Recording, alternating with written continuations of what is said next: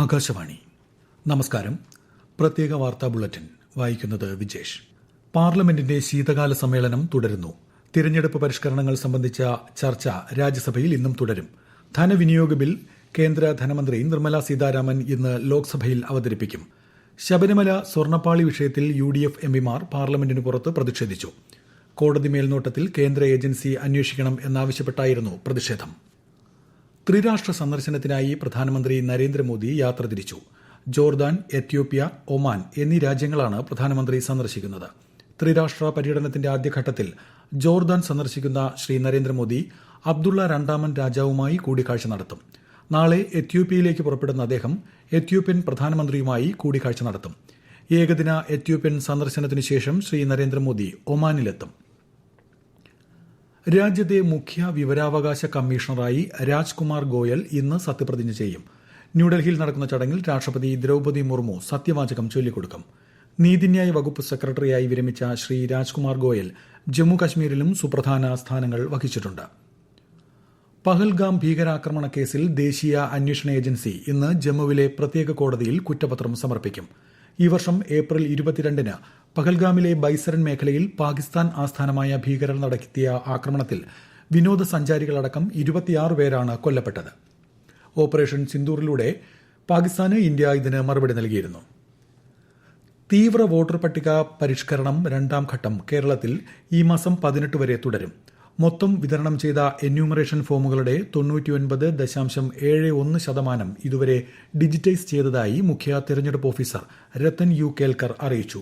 ഫോമുകൾ ഇനിയും തിരികെ നൽകാത്തവർ എത്രയും വേഗം പൂരിപ്പിച്ച് BLOമാരെ ഏൽപ്പിക്കണമെന്നും അദ്ദേഹം പറഞ്ഞു. SIRൽ കണ്ടെത്താത്തവരുടെ എണ്ണം 25 ലക്ഷത്തിലേക്ക് കടന്നു. മരിച്ചവർ, താമസം മാറിയവർ, ഇരട്ടിപ്പ്, മറ്റുള്ളവർ എന്നിങ്ങനെ വിവിധ വിഭാഗങ്ങളിലാണ് BLOമാർ ഇവരെ ഉൾപ്പെടുത്തിയിരിക്കുന്നത്. എന്യൂമറേഷൻ ഫോമുകളുടെ ഡിജിറ്റൈസേഷൻ പൂർത്തിയാകുമ്പോൾ ഇത് ഇനിയും ഉയരാൻ സാധ്യതയുണ്ട്. SIR പുരോഗതി വിലയിരുത്താനുള്ള രാഷ്ട്രീയ പാർട്ടികളുടെ യോഗം ഇന്ന് ചേരുന്നുണ്ട്. തദ്ദേശ തെരഞ്ഞെടുപ്പിൽ സ്ഥാനാർത്ഥികളും രാഷ്ട്രീയ പാർട്ടികളും പൊതുസ്ഥലങ്ങളിൽ സ്ഥാപിച്ച പ്രചാരണ സാമഗ്രികൾ ഉടൻ നീക്കം ചെയ്യണമെന്ന് സംസ്ഥാന തെരഞ്ഞെടുപ്പ് കമ്മീഷണർ. നീക്കം ചെയ്യാത്തവ തദ്ദേശ സ്ഥാപനങ്ങൾ നീക്കം ചെയ്ത് സ്ഥാനാർത്ഥികളുടെ തെരഞ്ഞെടുപ്പ് ചെലവിൽ ഉൾപ്പെടുത്തുമെന്നും കമ്മീഷണർ അറിയിച്ചു. കേരളത്തിൽ മാതൃകാ പെരുമാറ്റച്ചട്ടം ഈ മാസം 18 വരെ തുടരും. കണ്ണൂർ മമ്പറത്ത് കോൺഗ്രസ് സ്ഥാനാർത്ഥിയെയും ഏജന്റിനെയും ആക്രമിച്ച സംഭവത്തിൽ അറസ്റ്റിലായ 4 CPIM പ്രവർത്തകരെ തലശ്ശേരി കോടതി റിമാൻഡ് ചെയ്തു. കണ്ടാൽ അറിയാവുന്ന 100ഓളം UDF പ്രവർത്തകർക്കെതിരെയും പോലീസ് കേസ് രജിസ്റ്റർ ചെയ്തിട്ടുണ്ട്. തദ്ദേശ തെരഞ്ഞെടുപ്പ് ആഹ്ലാദ പ്രകടനത്തിനിടെയായിരുന്നു സംഘർഷം. 30ാമത് കേരള അന്താരാഷ്ട്ര ചലച്ചിത്രമേളയുടെ 4ാം ദിവസമായ ഇന്ന് 74 ചിത്രങ്ങൾ പ്രദർശിപ്പിക്കും.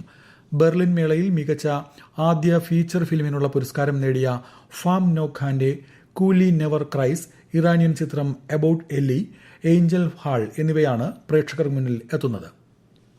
93ാമത് ശിവഗിരി തീർത്ഥാടനത്തിന് തുടക്കമായി. വി ജോയ് MLA തീർത്ഥാടനം ഉദ്ഘാടനം ചെയ്തു. ശ്രീനാരായണ ധർമ്മസംഘം ട്രസ്റ്റ് പ്രസിഡന്റ് സ്വാമി സച്ചിദാനന്ദ ചടങ്ങിൽ അധ്യക്ഷനായി. ശിവഗിരി തീർത്ഥാടനത്തിന്റെ ഭാഗമായി ഈ മാസം 29 വരെ വിവിധ വിഷയങ്ങളിൽ പ്രഭാഷണങ്ങളും സെമിനാറുകളും നടക്കും. ഈ മാസം 30, 31, ജനുവരി 1 ദിവസങ്ങളിലാണ് മഹാതീർത്ഥാടനം. സംസ്ഥാനത്തെ സ്കൂളുകളിൽ ക്രിസ്മസ് പരീക്ഷയ്ക്ക് തുടക്കമായി. LP വിഭാഗം പരീക്ഷകൾ 17-നാണ് ആരംഭിക്കുന്നത്.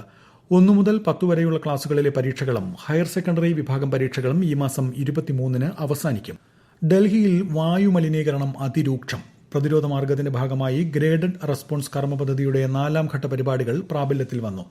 അതേസമയം കനത്ത മൂടൽമഞ്ഞിനെ തുടർന്ന് ഡൽഹി വിമാനത്താവളത്തിൽ നിന്നുള്ള സർവീസുകൾ തടസ്സപ്പെടാൻ സാധ്യത.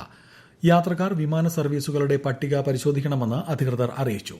ഇന്ത്യൻ പര്യടനത്തിന്റെ ഭാഗമായി ഫുട്ബോൾ ഇതിഹാസം അർജന്റീനയുടെ ലയണൽ മെസ്സി ഇന്ന് ഡൽഹിയിലെത്തും. ഉച്ചയ്ക്ക് 1 മണി മുതൽ 4 മണി വരെ അരുൺ ജെയ്റ്റ്ലി സ്റ്റേഡിയത്തിലാണ് മെസ്സി എത്തുന്നത്. സന്ദർശനത്തിന്റെ ഭാഗമായി ഡൽഹിയിൽ ഗതാഗത നിയന്ത്രണം ശക്തമാക്കി. മുംബൈ സന്ദർശനം പൂർത്തിയാക്കിയാണ് മെസ്സി ഇന്ന് ഡൽഹിയിൽ എത്തുന്നത്. ദക്ഷിണാഫ്രിക്കയ്ക്കെതിരായ T20 പരമ്പരയിലെ 3ാം മത്സരത്തിൽ ഇന്ത്യയ്ക്ക് 7 വിക്കറ്റ് വിജയം. ദക്ഷിണാഫ്രിക്ക മുന്നോട്ട് വെച്ച 118 റൺസ് വിജയലക്ഷ്യം ഇന്ത്യ 15.5 ഓവറിൽ 3 വിക്കറ്റ് നഷ്ടത്തിൽ മറികടന്നു. ആദ്യം ബാറ്റ് ചെയ്ത ദക്ഷിണാഫ്രിക്ക നിശ്ചിത 20 ഓവറിൽ 117 റൺസിന് ഓൾ ഔട്ടായി. 4ാമത്തെ മത്സരം ബുധനാഴ്ച ലക്നൌവിൽ നടക്കും. 5 മത്സര പരമ്പരയിൽ ഇന്ത്യ 2-1 മുന്നിലാണ്. പ്രത്യേക വാർത്താ ബുള്ളറ്റിൻ കഴിഞ്ഞു. പ്രാദേശിക വാർത്തകൾ ഉച്ചയ്ക്ക് 12:30.